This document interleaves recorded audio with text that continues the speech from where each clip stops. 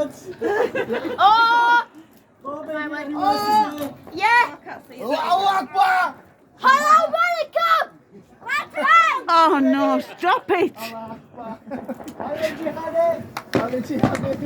Ninja. Ninja!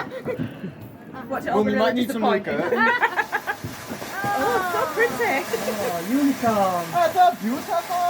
Oh.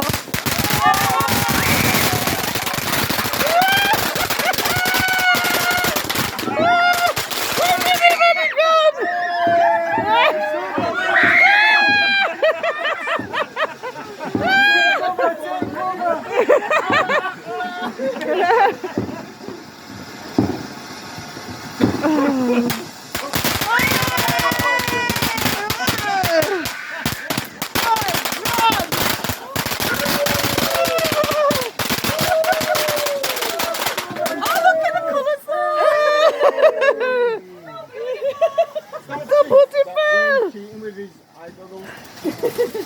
I always wear safety wear on bonfire. And for everything else to do.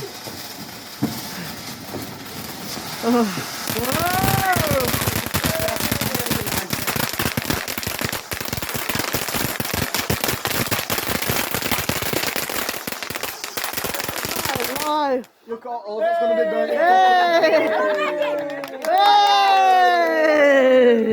Hey!